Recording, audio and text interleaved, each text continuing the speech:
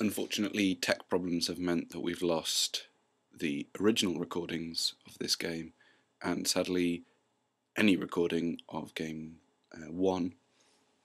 So I'm just going to talk over the replay from Modo.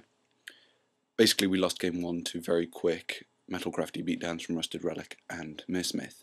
We're looking at a fairly decent hand game 2. It's a little bit land light.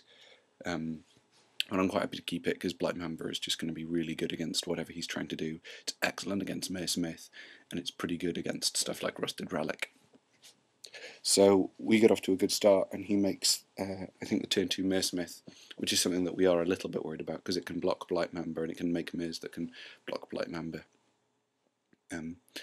We still haven't seen our 4th land, which is fine. We just make the Cisbearer here and swing in. If he trades, that's fine. We're quite happy to kill the Smith. If he doesn't trade, it's also good because we start the poison beatdown.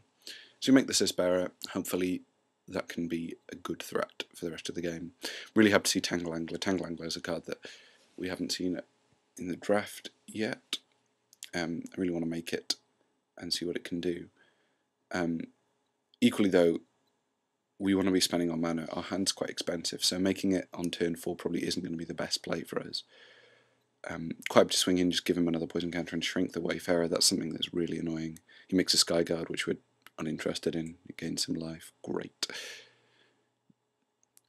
We miss our 4th land drop, but we've got a Tumble Magnet, which is going to be pretty good. We're quite happy to swing in and leave regen mana up. It just gives another poison counter, and we'll make the Tumble Magnet here, which is something I really like. Tumble Magnet, and even though I passed 2 in the draft, that isn't a reflection of what I think of it. I'm a bigger fan of it than most because I really like drafting aggressive decks, and I've drafted a couple of proliferate decks. It can be pretty good with something like a Thrumming Bird. Like turn 2 Thrumming Bird, turn 3 Tumble Magnet, turn 4 Tumble Magnet is pretty awesome. So we're just going to tap down the Skyguard. The Trigon of Rage is something that we're a bit scared of. It makes any flyers that he makes genuine threats. But we finally hit our 4th land drop, and we're going to swing in here. We'll probably let one of the guys die if he blocks. Yeah, we're fine to let the Blight Member die. Just make the Corpse Cure and get back the Blight Member. Gives us some value on the Corpse Cure. The Tel'Gallad Fallen is something that's going to be really good, particularly because we've got the Tumble Magnet, so we can make the Tel'Gallad Fallen next turn and just get in for some more poison counters. This game's looking pretty much in our favour, even though he's got a really good board position, because our hand is really excellent for this kind of board. We're a bit annoyed about Rusted Relic, but there's nothing that we can't deal with a Tumble Magnet. We're quite happy to just tap it down, the Rusted Relic, or even just shrink it with our poison guys. Plus we've got a Tel'Gallad Fallen that'll be able to keep it at bay, and that's something that we're quite happy to do. We take some damage, and we can make the Tangleworm here, or we can just swing in. We swing in, trade guys there, and take out one of his Mirs. I mean, it's unlikely we'll get him under Metalcraft, but we're not really bothered because we can just make the Tel'Gallad Fallen here and block his Rusted Relic till the cows come home. We're quite happy if he swings in with the Skyguard. We'll take some damage. I mean, Blade Tribe Berserkers is something we are a little bit scared of, but we'll just get in there. We untap. Icarats is a great draw here. It means we only now have to get him to 9 poison counters, and given that both our guys now have Intimidate and one of them can't even be blocked, we're quite happy. However, we're a bit worried about that Trigon of Rage, given we've only got 1 counter left on our Tumble Magnet.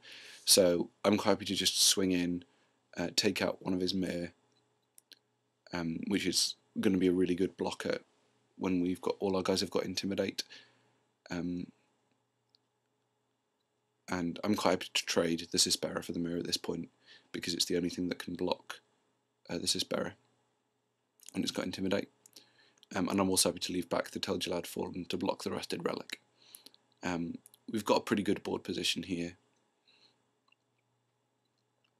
I'm happy to leave the counter on the Tumble Magnet, just trade the Blade Tribe Berserkers for the Tangleworm, shrink the Rusted Relic, and take a couple of damage from the Skyguard, because now we're just going to plop down the Blight Member and the Tangle Angler, and this game's pretty much over.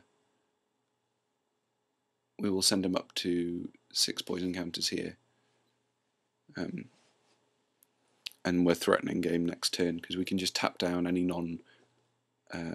non-artifacts that he's got and get in with the Xtremetrades Fallen. He decides not to swing and instead plays an arrest on our Tangle Angler, which is annoying. But we can just untap, swing in here. Hopefully he doesn't have to dispense Justice, but even if he did, I'd rather lose the Xtremetrades Fallen, and I'd rather leave the Blight Member back to block. He doesn't have it, and we can just make an Xtremetrades for the win. So this match comes down to a final game. Hand is a bit land light, but with 2 Blight Members, I'm quite happy to keep, even though it's 3s, 4s and 5s as well. And don't see another land, but we can happily run out the first of the Blight Members and start the Infecty beatdown.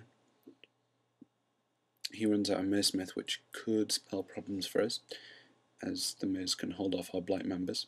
Happily we drew the 3rd land, and for some reason he decides to trade his Mersmith for our Blight Member. Not really sure why he did that. We're happy to regenerate and see where that takes us. Keeping guys on the board is really important if we're going to be trying to run a heavy Arbalist plan, so regenerating is much better than just casting another one. Happy to get the poison started with the Blight Member, leaving Regen Man open in case he decides he wants to Galvanic Blast or something. He runs out a replica and just charges up his Lux Cannon. Lux Cannon is something we knew he had, not played against it before, but it seemed pretty slow. So we attack with our Blight Members, and he will double block. I'm happy to just regenerate the one on the Volshock replica, get a 2-for-1, and it makes our Corpse Cur a bit better for next turn. I don't think it would have mattered which one we regenerated, but I'd rather kill the Volshock replica or have him sacrifice it. Not really bothered about the 3 damage this early on. So the Wall of Tanglecord is a bit annoying. On the other hand, it makes our Tumble Magnet look a lot better. So he might be tempted to use his Lux Cannon on that instead of on the Heavy Arbalist, which we'd really like to survive because it looks like he's just going to be able to gum up the ground. So we'll run out of Corpse Cur, get back our Blight Member, and leave Regen Mana open. Running out the Blight Member here is really bad, because it just lets him Lux Cannon away on one Blight Member, and it means that means we've got less guys for our Heavy Arbalist.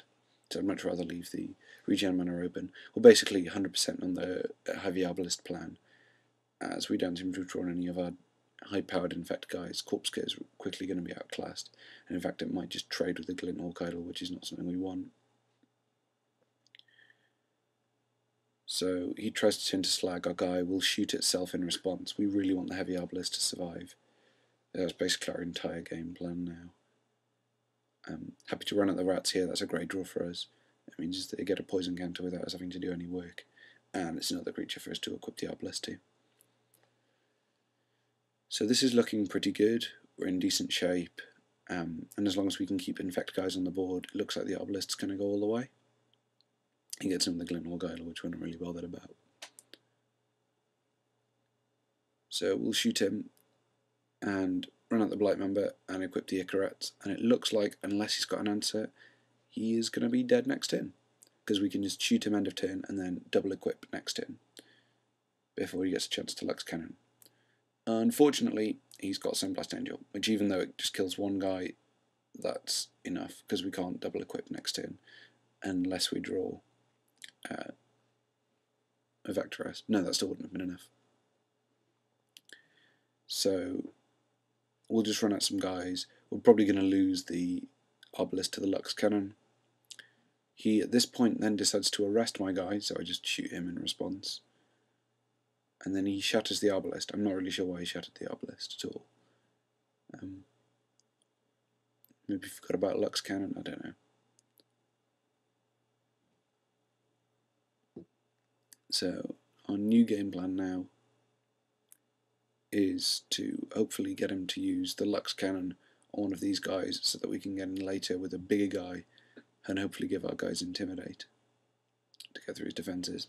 So he will Lux Cannon our guy. We'll happily trade with the Mir because that's one of the few things that will be able to block the Acid Web Spider once we give it Intimidate, so we're quite happy for that to die. Unfortunately, the Wall of Tangle Cord is still causing us big problems. So at this point we're basically looking for Tangle Angler, Icarats, Corpse Kid to get back the other Icarats that we've got. There's lots of stuff we can draw. I mean, even like a Cyst Bearer is quite good here because we can just leave it and it means he can never basically attack with his Angel, even if he Lux Cannons away the Acid Web Spider, because it's just so big it can weaken his Wall of Tangle Cord so that other guys can get through, plus it's got Intimidate. So him playing the Mirror as a war is actually a big deal because it means he'll constantly have a blocker that can take out our Intimidate guys. We seem to be drawing dead, can't really attack, so we're just going to have to pass the turn. Happy to keep the Swamp in the hand, it's not doing much use there. But I decided to run it out anyway. Not sure why I did that. I don't think it makes that much difference. Fairly confident he's still going to be scared of Tainted Strike if we start swinging in. I mean, he knows we've got it from previous games. So just randomly trying to run our guys through and getting them eaten up by this Unblessed Angel seems quite weak. Hopefully I start holding land now. Yeah. Still looking for there's lots of outs we could have. That's a big guy. And he takes out one of our blockers and he can start getting in the air. We have to block somewhere.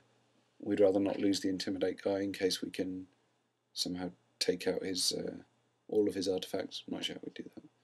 Slice and Twain would have probably been a really good draw there. It would have allowed us to take out the Wall of Tangle Cord and hopefully we draw something relevant.